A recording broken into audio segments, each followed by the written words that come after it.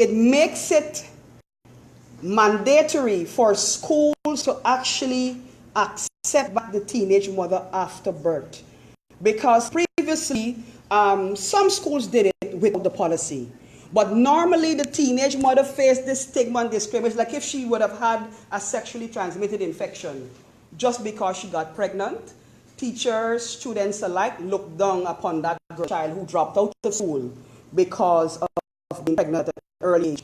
No longer will that happen in Guyana. I wish to thank the initiators. I know the First Lady of Guyana has been championing it.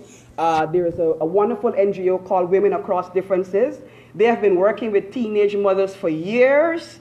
And because without an intervention, what happens to the teenage mother after the first pregnancy is that she continues the cycle. Within a span of 5 years, she can very well have 5 children, or 6, yes.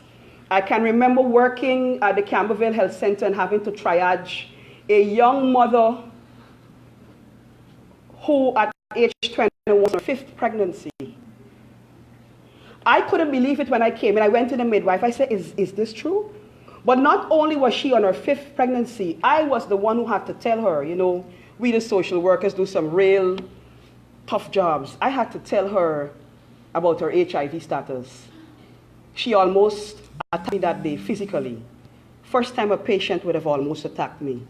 All right? Oh yes, that was a bit traumatic for me. However, I'd like to leave a message here, and the message is simple. It is wrong to have sexual relations with a child. It's a crime. There will be no mercy from the system for pedophiles, those who have sex with children below the age of consent, impregnating them, running and leaving them. Because that's what happened. That's what is happening. That's what they do.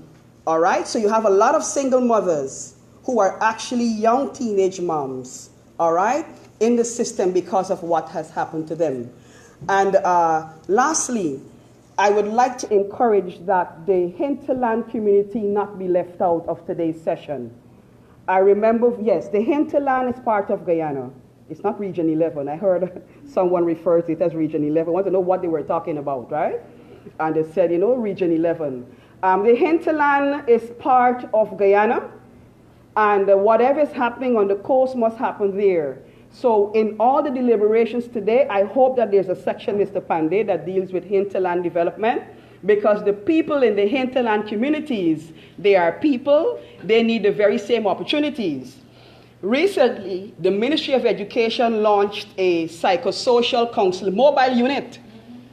And I wanted to ask the minister the question, will the mobile unit go to the hinterland? And how will it reach there? Do we fly it in? Do we get it in by boat? Because once you have something happening on the coast, the development must be similar to those in the hinterland. So I use the opportunity to also encourage the Minister of Education to ensure that she quickly have a launch of that very psychosocial, I mean, it's a brilliant initiative.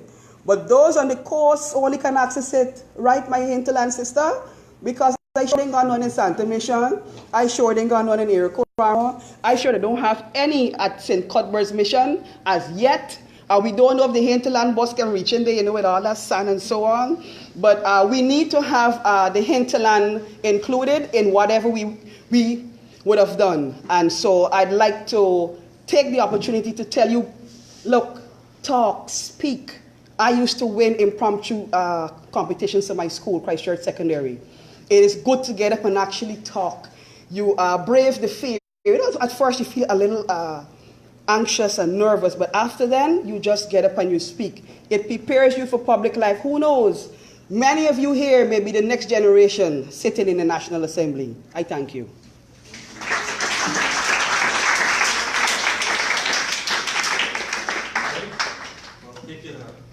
Thank you. I will introduce the inspiring and beautiful Commissioner Ramaran. Yes. To offer her remarks.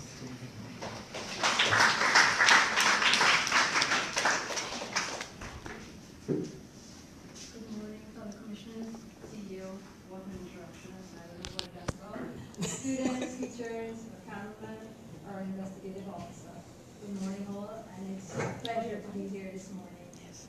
I do feel that today's session would be a wonderful one. You have students here today have a wonderful opportunity to propose changes in the National Assembly. I know that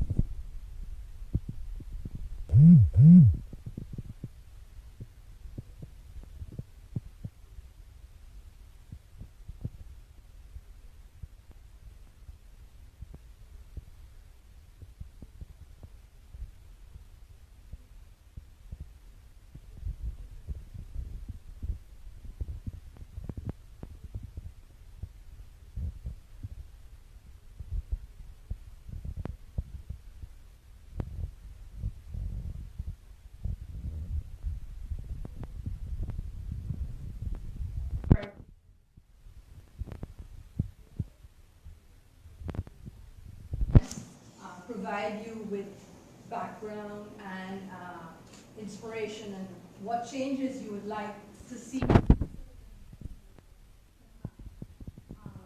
There are many things that are happening in the social arena that are negative to society, but also they are very positive ones.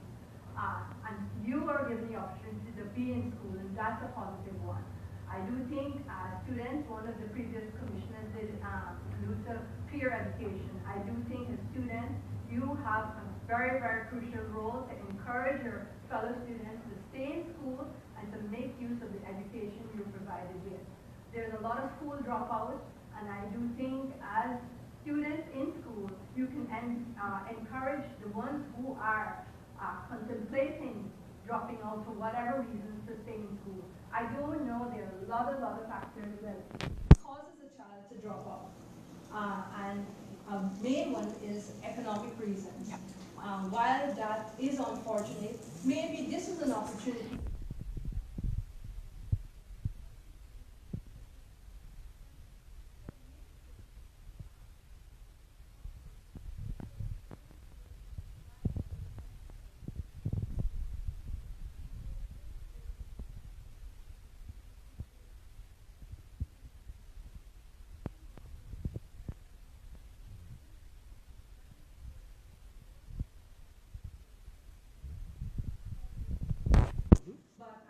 There are many, many times when it's just purely economic. And I do think as our government and our politicians or whatever, we should find ways in keeping our school children at school. While primary and secondary education is free in Guyana, I don't have the facts with me right now in the statistics, but the school dropout rate is a very, very high one.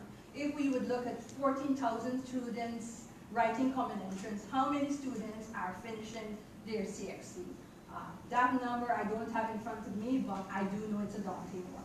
And so while we address all the other issues, we do need to focus on how we keep our children in school. While there are a lot of social issues facing children, my fellow commissioners did talk about spirituality and all some other issues. I do think being involved in youth groups can be beneficial to children and students at large. I do think there are a lot of good youth groups being formed in your religious bodies, at your schools, and I would like to appeal to all of you here to be involved. If they're not youth groups in your community, be the ones to initiate them, form them, indulge in healthy educational activities, whether it's sports, whatever, but be involved as youths. I do think it can keep you out of a lot of trouble. Because sometimes then get in trouble.